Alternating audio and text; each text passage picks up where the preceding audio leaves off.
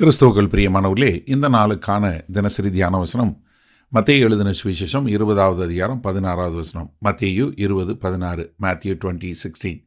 இவ்விதமாக பிந்தினோர் முந்தினோராயும் முந்தினோர் பிந்தினோராயும் இருப்பார்கள். அழைக்கப்பட்டவர்கள் அநேகர், தெரிந்து கொள்ளப்பட்டவர்களோ சிலர் என்றார். இப்போ கர்த்தராகிய இயேசு கிறிஸ்து இந்த ஓமானத்தை சொல்லி முடித்து எப்படி ஒரு மனிதனுடைய எதிர்பார்ப்பு, அதாவது ஒரு அந்தஸ்து இல்லை அவனுக்கு கிடைக்கக்கூடிய பலன் இல்லை அவனை பொறுத்தளவுக்கு எது சரிங்கிறது கர்த்தருடைய விதத்தில் வேற அப்படின்னு சொல்லக்கூடியதாக.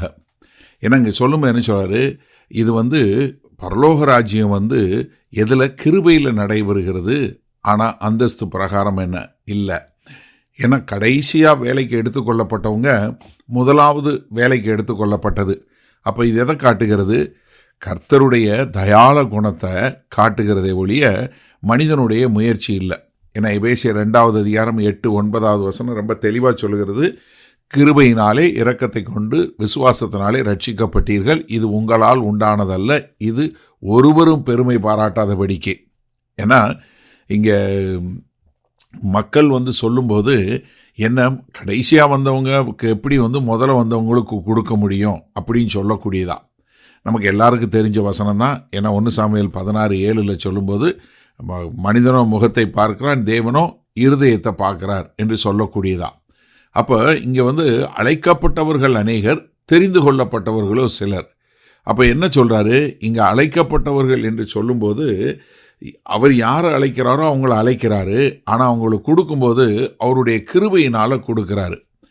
அப்போ இங்கே ரோமர் 9வது அதிகாரம் 20-21 வசனத்தில் சொல்லும்போது, ஒரு குயவனுக்கு தான் செய்த பாத்திரத்தின் மேலே மண்பாண்டத்தின் மேலே அதிகாரம் இல்லையா, அவனுக்கு எதை வேணாலும் செய்யலாமே என்று சொல்லக்கூடியதாக.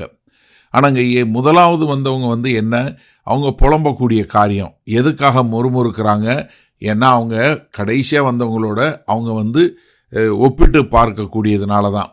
அதனால தான் இங்கே பிலிப்பியர் 2வது அதிகாரம் 14வது வசனம் சொல்லும்போது என்ன சொல்கிறாரு, நீங்கள் எல்லாவற்றையும் முறுமுறுப்பு இல்லாமல் செய்யுங்கள் என்று சொல்லக்கூடியதாக. அப்போ கிருபை என்ன பண்ணுது, எனக்கு இதற்கு தகுதி இருக்குன்னு சொல்கிறத மாற்றக்கூடியதாக. ஆனால் மனத்தாழ்மையோடு வரும்போது அவங்க உயர்த்தக்கூடியதாக. அப்போ இங்கே கர்த்தருடைய ஒரு தயாள குணத்தையும் மனிதர்களுடைய அவங்களுடைய காரியத்தில் செய்யக்கூடிய ஒரு காரியத்துக்கும் ஒரு பெரிய வித்தியாசம் இருக்குது என்று சொல்லக்கூடியதாக. அப்போ உலகம் எப்படி இருக்குது, நான் எப்படியாவது ஒரு அந்தஸ்தை பெற்றனோ, நான் எதையாவது சாதிச்சிடணும், என்னை மற்றவர்கள் புரிந்து கொள்ளணும், அறிந்து கொள்ளணும்னு சொல்லக்கூடிய ஒரு காரியத்தில் ஈடுபடுது. ஆனால் கர்த்தருடைய காரியத்தில் என்ன சொல்கிறாரு, அழைக்கப்பட்டவர்கள் அநேகராக இருந்தாலும் தெரிந்து கொள்ளப்பட்டவர்கள் சிலர் தான். அப்போ என்ன, நம்ம பரலோக ராஜ்யத்தில் எல்லாரும் ஒன்றாக தான் முடிப்போம் அப்படின்னு சொல்லக்கூடிய ஒரு காரியம். சரி, இந்த நாளில் இந்த வசனத்தை நம்ம எப்படி எடுத்துள்ளது நீங்கள் யோசிச்சு பாருங்கள். முந்தினோர் பிந்தினோர், பிந்தினோர் முந்தினர் அப்படின்னா என்ன அர்த்தம்?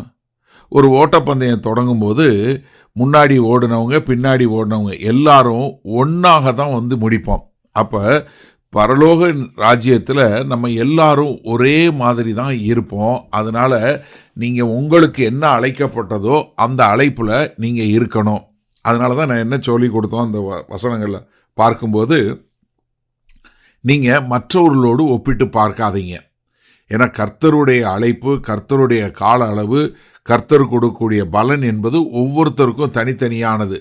ஏன்னா நீங்கள் எந்த மனுஷனுடைய கண்களையும் நீங்கள் முதலாவது முடிச்சிங்கன்னு பார்க்க வேண்டிய அவசியமே இல்லை. அப்போ நம்ம வேலை செய்யும்போது, கர்த்தருடைய ராஜ்யத்தில் வேலை செய்யும்போது நம்ம மனத்தாழ்மையோடு வேலை செய்யணுமே ஒழிய நம்ம மற்றவர்கள் பார்க்கணுங்கிறதுக்காக கிடையவே கிடையாது. ஏன்னா பரலோக ராஜ்யத்தில் நம்ம காணாத, நம்ம பாராட்டாத இது தான் அங்கே தேவனுடைய ராஜ்யத்தில் ரொம்ப கொண்டாடக்கூடியதாக ஒரு காரியமாக இருக்கும்.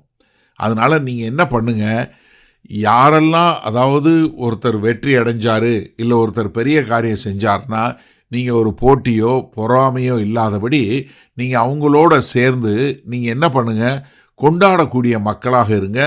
கர்த்தருடைய கால அளவை புரிந்தவங்களாக இருங்க. அவருடைய கிருபையில் இருங்க. உங்களுடைய பெர்ஃபார்மன்ஸு, உங்களுடைய தகுதி, உங்களுடைய இதில் இருக்காதீங்க. ஏன்னா அந்த உலகம் என்ன சொல்லுது, முதலாவது வான்னு சொல்லுது. ஆனால் ஆண்டவர் என்ன சொல்கிறாரு, கிறிஸ்து என்ன சொல்கிறாரு, நீ உண்மையாக இருன்னு.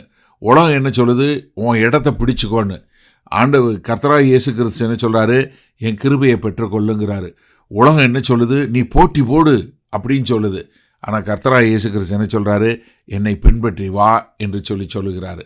அப்போ என்னென்னா, கர்த்தராகிய இயேசு கிறிஸ்துல, இந்த கர்த்தராகிய இயேசு கிறிஸ்துவனுடைய இந்த தேவனுடைய ராஜ்யத்தில் இது ஓட்டப்பந்தயம், யார் முதல்ல முடிப்போன்ற ஓட்டப்பந்தயம் இல்லை. என்ன, கிருபைக்கு நீங்கள் ஒப்பு கொடுக்கிறவர்களாய் வாழ்வது தான். செய்வோமா?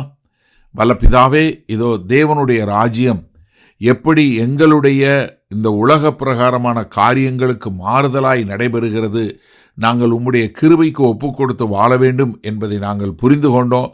அதனால ஆண்டவரே, நாங்கள் எங்களை உம்முடைய கரங்களை தாழ்த்தி ஒப்பு கொடுக்கிறோம். மீட்பெரும் இரட்சகருமாகிய இயேசு கிறிஸ்துவின் மூலம் பிதாவே, ஆமேன். கர்த்தர் உங்களை ஆசீர்வதிப்பாராக. நாம் இன்று மாலை மண்ணால் சந்திப்போம்.